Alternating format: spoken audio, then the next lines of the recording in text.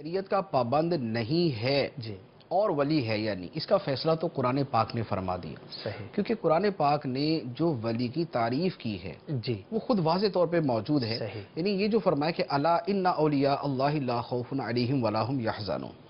اب الذین آمنوا وکانوا یتقون، دو چیزیں خود قرآن پاک میں آ گئی. الذین آمنوا، وہ ایمان والے ہوں. صحیح. اور ایمان والے ہونے سے مراد جو عام درجے کا ایمان ہے وہ نہیں، جو بیسک ایمان ہے وہ تو اپنی جگہ ہے ہی ہے. صحیح. لیکن اس ایمان میں بھی آگے درجات ہیں. ایمان کی پختگی کے، ایمان کی نورانیت کے، ایمان کی روحانیت کے آگے درجات ہیں. ایمان اپنی اس کیفیت کے اعتبار سے کم بھی ہے، زیادہ بھی ہے. ٹھیک ہے، کمیت کے اعتبار سے کم زیادہ نہیں ہوتا، لیکن اپنی کیفیت کے اعتبار سے کم زیادہ ہوتا ہے. ایک ولی کا ایمان جتنا مضبوط ہے، ایک عام آدمی کا ایمان ویسا نہیں ہوتا. ایک عام آدمی بہت ساری چیزوں پہ معاذ اللہ ایمان ہی چھوڑ کے بیٹھ جاتا ہے. صحیح. لیکن ایک ولی سے تو یہ متصور نہیں ہے. بے شک. تو ایمان کامل اسے حاصل ہو. وَكَانُوا يَتَّقُونَ، اور وہ پرہیزگاری کو مستقل بنیادوں پر اختیار کرنے والا. وَكَانُوا يَتَّقُونَ کا یہ جو میں نے ترجمہ کیا نا، یہ اس کے عربی لغت کے اعتبار سے مفہوم کے اندر یہ آتا ہے.